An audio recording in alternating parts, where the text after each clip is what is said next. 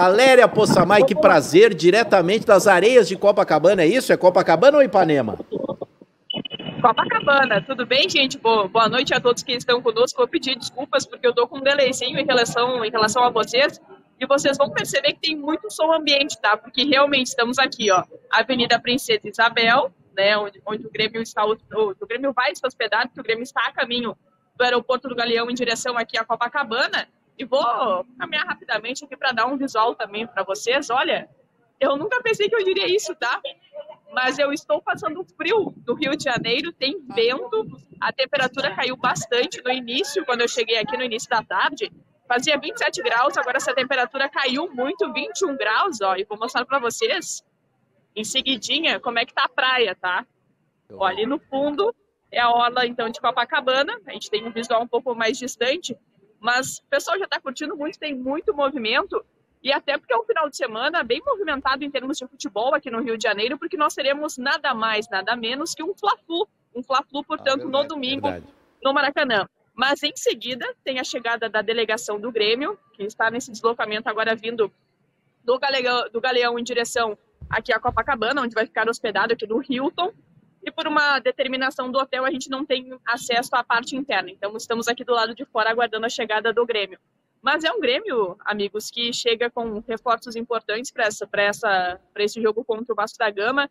Tem o retorno do Bright White, tem o retorno do Kiko Oliveira, jogadores que já eram projetados pelo Mano Menezes na entrevista coletiva depois do jogo contra o Aliança Lima. Então, estão de volta, né, pela primeira vez desde a retomada no Campeonato Brasileiro. E olha, pelo que eu pude apurar em relação ao Bright White, ele está 100%. Então, é um jogador que vai para o jogo amanhã. O Bright White, ele tem um cuidado, além de toda a estrutura que o Grêmio tem à sua disposição, além do cuidado do que ele faz no clube, ele faz também atividades especiais, atividades complementares. Então, o Bright White, ele fez também isso ao longo dos últimos dias para estar em condições. Falei sobre reforços, né, os dois jogadores que voltam a ficar à disposição, mas o Grêmio também tem baixas. O Monsalve, que tem uma luxação no ombro direito, ele permaneceu em Porto Alegre até para esse trabalho de recuperação. A gente ainda não tem um tempo oficial, que não foi divulgado ainda pelo Grêmio, mas há uma projeção de que ele possa ficar à disposição para o jogo de quarta-feira. Claro que isso vai depender muito de como será a recuperação, a situação do Monsalve nesses próximos dias.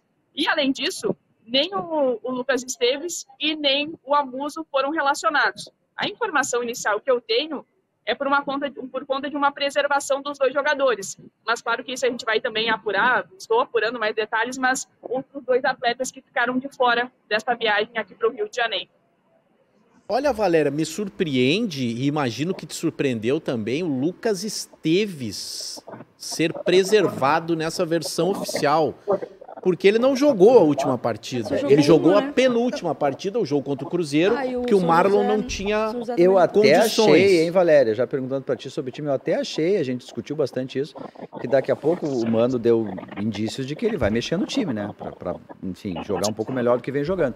Que daqui a pouco aquela ideia do Mano de colocar dois laterais, né, pelo lado, daqui a pouco o Lucas Esteves e Marlon na frente, uma linha de 4, já não tem como rolar, né, já não tem como rolar. Não sei se os dois zagueiros, né, acho que o Kahneman talvez esse vai ser preservado, vai ter um zagueiro de pé direito ali do lado do Wagner Leonardo, Gemerson, Gustavo Martins, pá, quer que já me olhou quando eu falei do Gemerson aqui.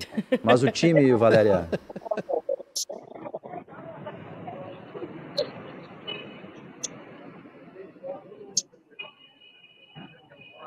Eu acho que agora caiu o nosso áudio para Valéria.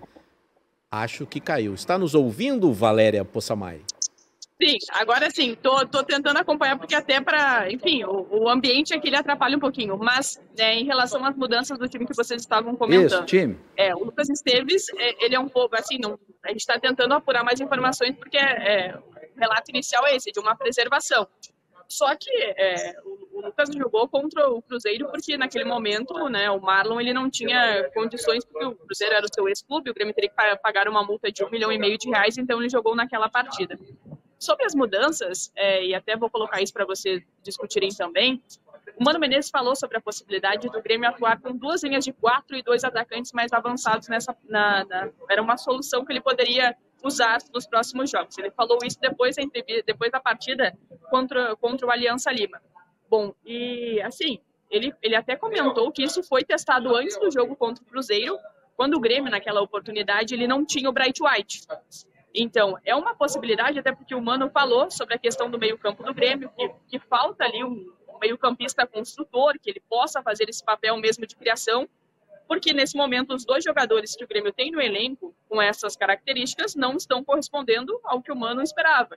É o caso do Monsalve, e até uma informação que foi trazida pelo nosso colega Felipe Duarte, de que o Monsalve, ele falta muitas vezes uma leitura tática, claro que agora ele tem esse problema também, e de que o Cristaldo, ele tem uma performance muito boa nos treinamentos, mas que no jogo, né, na hora da partida, ele não consegue demonstrar o mesmo rendimento. Então, o Mano, inclusive, colocando a necessidade da contratação desse perfil, deste meia mais construtor, meia mais clássico, digamos assim. Então, é uma posição que o Grêmio também busca agora no mercado, e pelo que o Mano colocou, eu não descarto essa mudança, mais uma mudança tática no time do Grêmio, jogando no sistema 4-4-2. E nessa possibilidade que foi colocada pelo Mano, foi citado até o Alisson jogando mais por dentro, um pouco diferente do que ele atua. Preferencialmente atua na ponta.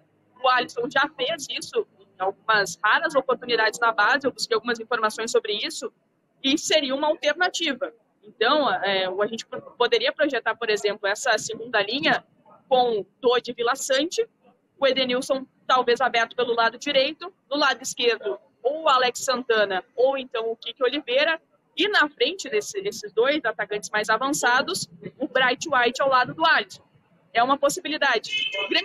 O Mano não chegou a dar mais detalhes em relação a como essa forma foi testada. Ele comentou que o Alisson jogando mais por dentro, né? Ou o Alisson nessa segunda linha de 4. Então, são possibilidades. O Mano teve apenas um treinamento para definir a estratégia para o jogo de amanhã, a escalação que vai atuar.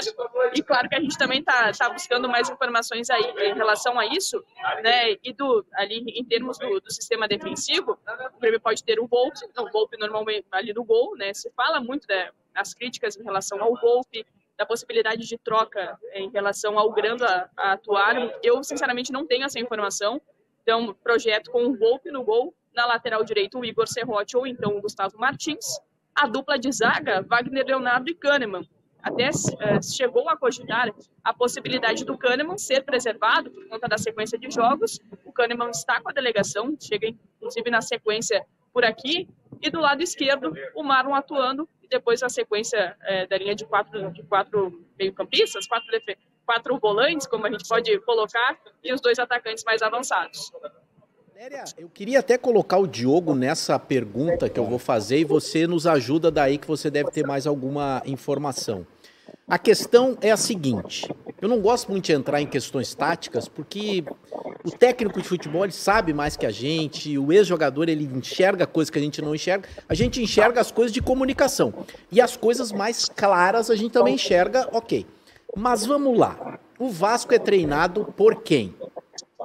Fernando Diniz. O Fernando Diniz tem como base do seu trabalho, e isso ele não negocia, a saída de bola lá de trás, trabalhada com zagueiros, volantes e laterais. Isso ele não negocia. Se o Grêmio fizer um esquema com 2 atacantes, ele vai dar para o Vasco mais espaço para sair trabalhando, que é exatamente onde os times do Fernando têm mais problema. Então, eu ouvindo a Valéria e me lembrando que é o Diniz e o jeito que ele sai, é um jogo para ter 2 corredores lá na frente pressionando os zagueiros e os laterais. Eu tô falando um absurdo, Não, eu Diogo? acho que não. Para mim, esse é o centro jogo, eu disse aqui no começo. É o jogo do técnico, é o jogo do Mano Menezes. O jeito de jogar com o Fernando Diniz, a gente tem vários exemplos aí de times que conseguiram sucesso, foi fazendo isso, tirando o time do Fernando Diniz da sua zona de conforto.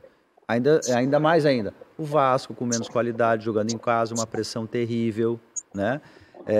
A dúvida central é se nessa linha de 4 aí é Christian Oliveira ou um volante daí no caso, né? Eu acho que tinha que ser o Christian Oliveira. Tinha que ser o Christian Oliveira. Né?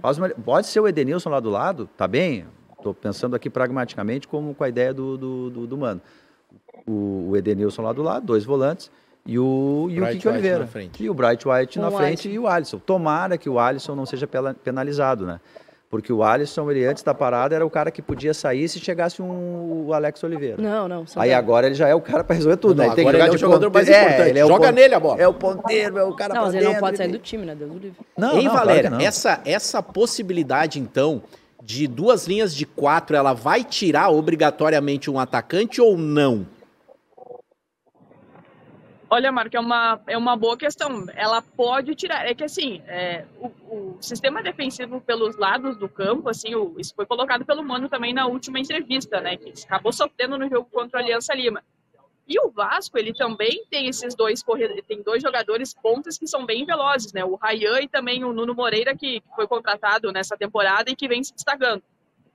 Então, assim, foi um treinamento apenas, né? E eu vou falar para vocês, eu estou tentando buscar mais informações em relação a esse time que foi treinado. Essa possibilidade que a gente colocou e trazendo aqui para vocês foi porque o Mano colocou essa situação, né? Ele abriu a possibilidade disso acontecer e até citou que isso foi treinado, né? E no mesmo ponto da entrevista ele cita, inclusive, o caso de que isso precisaria de mais tempo, até por conta da adaptação das peças, né? Por exemplo, o caso do Alisson mesmo, que sairia da ponta para jogar um pouco mais para o meio, para se aproximar mais do atacante. Então, acho que são 2 possibilidades.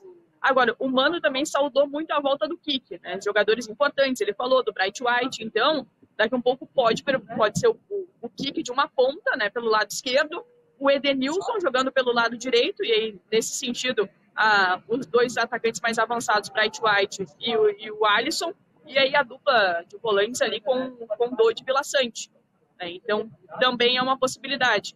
Agora, essa questão que o Mano colocou, ela ficou em aberto, porque ele não deu mais detalhes, e claro, né? Talvez não gostaria mesmo de ter dado mais detalhes, mas foi uma possibilidade que ele trouxe, né, justamente por conta dessa questão do meia, né, que o Cristaldo hoje está relacionado, está chegando com a delegação, mas que o Cristaldo ainda não apresentou o que o Mano espera. Agora, claro, a gente está fazendo aqui uma projeção. Não está descartado que o Mano possa atuar, né, ou com os 3 volantes, como ele fez contra o Aliança Lima, reforçando mais o meio-campo e aí explorar os 2 lados do campo com o Alisson e com a volta do Kik e na frente o Bright White. Né, aí seriam mudanças mais pontuais. Né? Quem era titular antes está voltando agora normalmente. Né? O sistema com o Dodi, Vila Sante e o Edenilson, né, e nas pontas Alisson, do outro lado o Kiko Oliveira e também o Bright White. Eu não descarto também essa forma, né, que aí seriam mudanças um pouco mais pontuais, mantendo o mesmo sistema de jogo que foi utilizado lá em Lima, no Peru. Se existe grande notícia para o Grêmio, são as voltas do Sim, centroavante titularíssimo e de um ponteiro titularíssimo também. Acho que talvez o Mano mais para frente tenha que achar qual dos 2 vai ceder, se é o Kik que vai para o lado esquerdo ou se é o Alisson, porque os 2, o forte é do lado direito. Mas isso é um bom problema. Isso é um bom problema.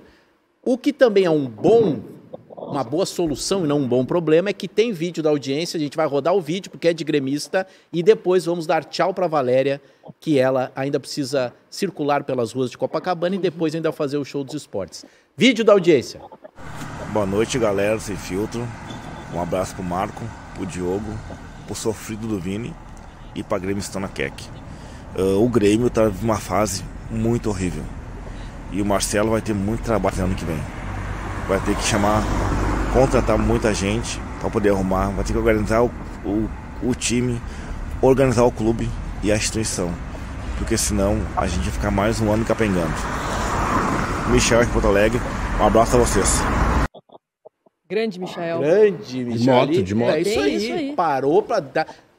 Tá ouvindo a gente, muito provavelmente pela Gaúcha, e mandou. Cara, grande abraço, obrigado pela preferência. Valéria, aquele recado final que eu sei que você já tá. Você vai largar o celular, vai dar um tibum. Ah, não, tá com frio. Volto logo mais na programação do Show dos Esportes, até para registrar a chegada do Grêmio, a delegação que em seguida vai chegar por aqui. E prometo também para vocês que na próxima a gente volta em melhores condições, um barzinho legal. Tava ótimo. Legal a gente prefere assim. Essa é a verdade. Essa é a verdade. Valéria, tu pode não estar nos ouvindo direito, mas a gente ouve bem. Seguinte, tá? os colegas estão aqui também, tá? Tá todo mundo do lado de fora do hotel, justamente porque a gente não teve a possibilidade de ficar, né, na parte interna, né, que teria um ambiente melhor, mas tá tudo bem. Vamos embora, porque isso também faz parte. Estamos no Rio de Janeiro, não é isso que vai causar qualquer tipo de problema. Mas para dizer para vocês também sobre a mobilização de público por parte do Grêmio para o jogo de amanhã. Sim. São esperados até 1.000 torcedores. O espaço em São Januário comporta cerca de 1.200, então o Grêmio espera até 1.000 torcedores. E até para dar uma pincelada rapidamente sobre o time do Vasco, o Coutinho ainda é dúvida, né, para a partida de amanhã. Ele teve um desconforto na panturrilha, não acompanhou a delegação da goleada para o Independiente Del Valle por 4-0. O Vasco vive um cenário de muita pressão. Aqui teve, inclusive, não foi uma invasão, porque a entrada da organizada, né, uma das principais, foi autorizada pela direção. Houve uma conversa, né, com dirigentes, com os jogadores, muitas cobranças, especialmente em relação ao caso do João Vitor, que vem sendo cobrado pelas atuações, né, por comprometer muitas vezes, e também pelo seu comportamento fora de campo. Então, o João Vitor deve deixar a zaga do Vasco, tem alterações do Diniz. E até sobre a questão do sistema defensivo do Vasco, que pode ser um ponto positivo para o Grêmio, o Vasco é o time entre os clubes da Série A que mais sofreu gols até aqui na temporada. São 44 gols sofridos. Então, isso é uma possibilidade. O Grêmio tem a volta do Kiko Oliveira, tem a volta do Bright White, justamente de aproveitar essa instabilidade que vive o Vasco da Gama, essa pressão que sofre, porque também vem de 2 derrotas seguidas na competição, está praticamente eliminado da Copa Sul-Americana.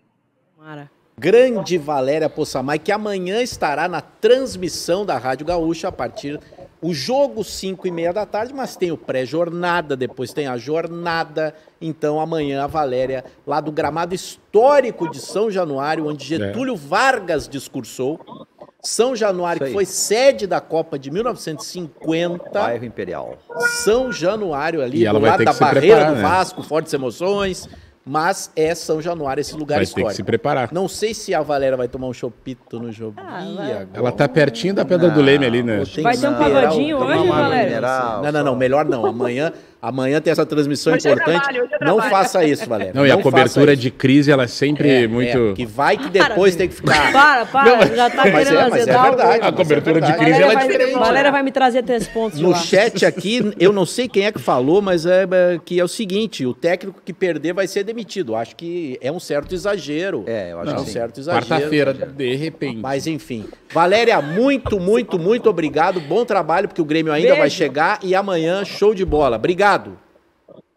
Obrigada. Grande beijo para todos.